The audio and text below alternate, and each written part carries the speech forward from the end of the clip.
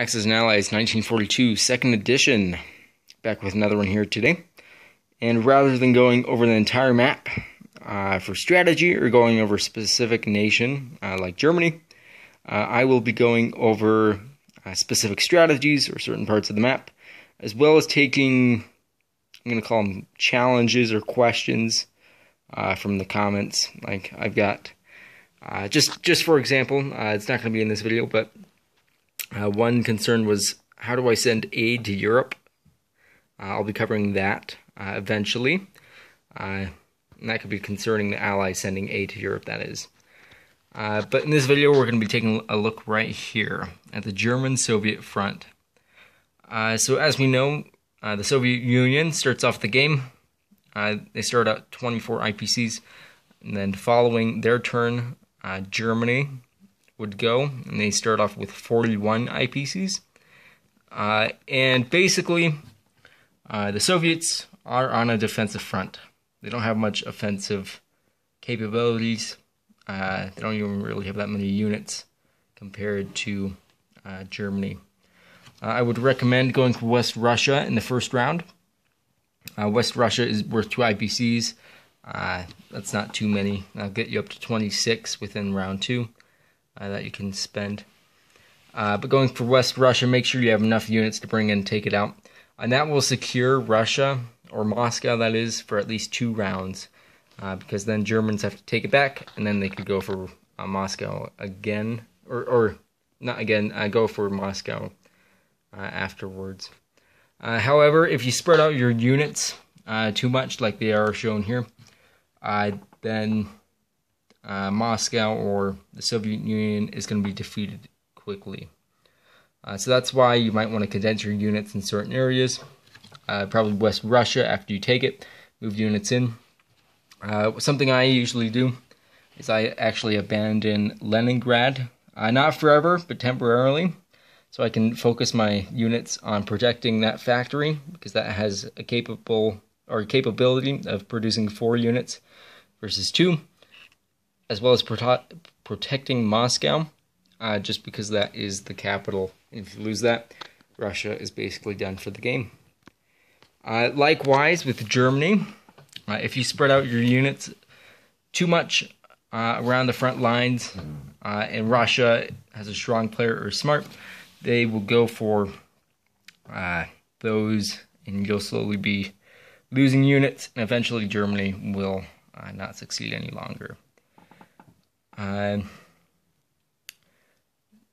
I guess I'll go into some specific strategies with this, just because I've got a ton of time left.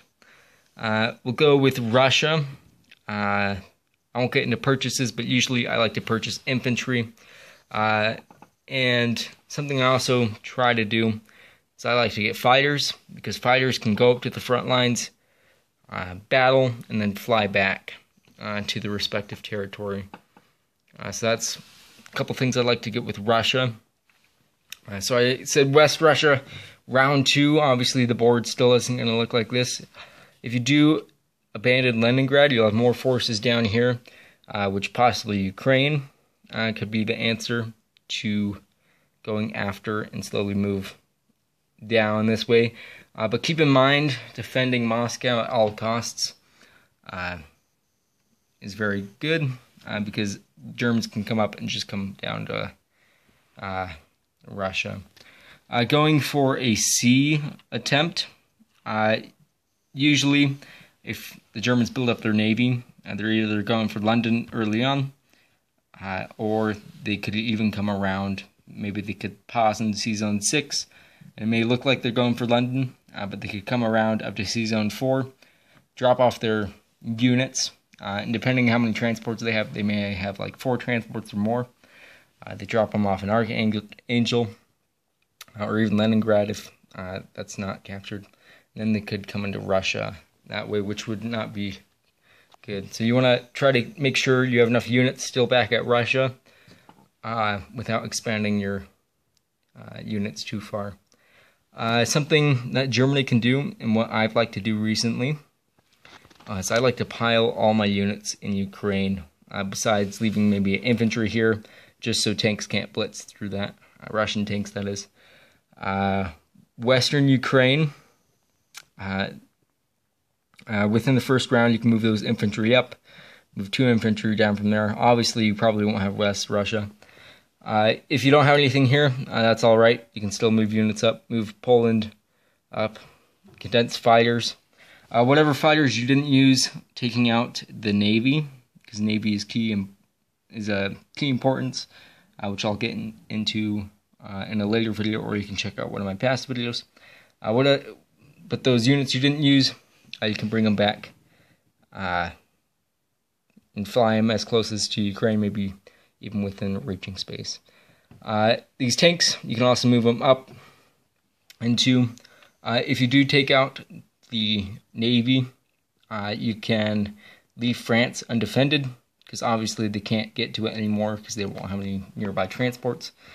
So I usually move all those units up and slowly move all my units that are up here in the east. Or no, I guess it's the west. It's the west on this side and the east on this side. It's reversed for the other nation. Move them up to Ukraine. In the following round, round 2, I like to go for the Caucasus.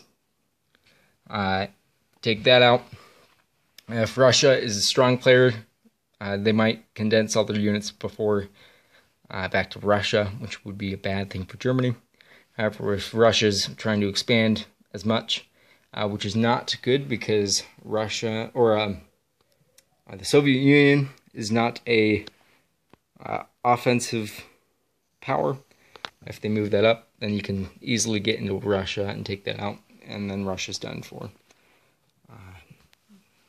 I won't move on to Africa in this video just because it's not that important. However, I will mention going for Gibraltar in the first round, as well as moving maybe up infantry to Morocco.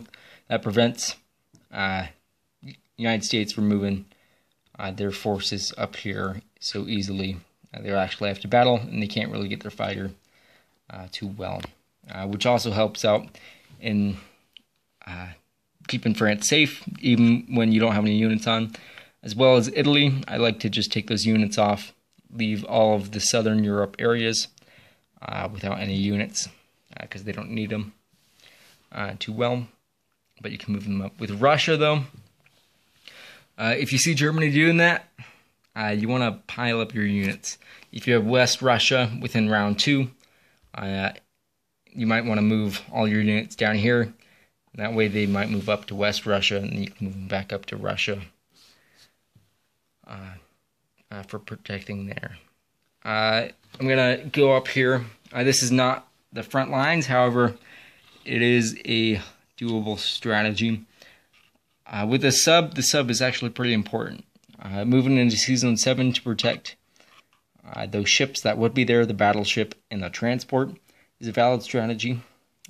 Moving them into Season 6 would not prevent these ships from moving into Season 7. However, that would prevent the whatever this country is again, Germany. That's what it is, Deutschland, or some name like that. Moving that in, if that sub is not there, you can pick up those and move them directly to the front lines to attack Leningrad within the first couple of rounds, or even within the first round.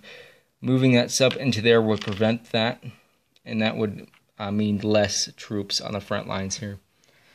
But they could still move these up into Season 7 to attack those ships there, as well as 10. That doesn't affect anything there. So I think that is about it with what I've done here. Just a couple other things. This is in March, so March 25th, 2016. I'd like to mention that because strategies do change, and maybe eventually it will come out with some other stronger strategies for the nations. But just keep in mind, the Soviet Union is offensive, and the best defensive units per IBC are infantry. After that, it would be tanks. However, tanks, you they're not the best because you're getting rid of high units and you're losing IPCs that way. That's why I like to go the fighter way. Germany, you want to make sure front lines are enforced. If you pile up again and go for Russia that way, you will be successful when doing that. Remember, with both nations, don't spread out your forces.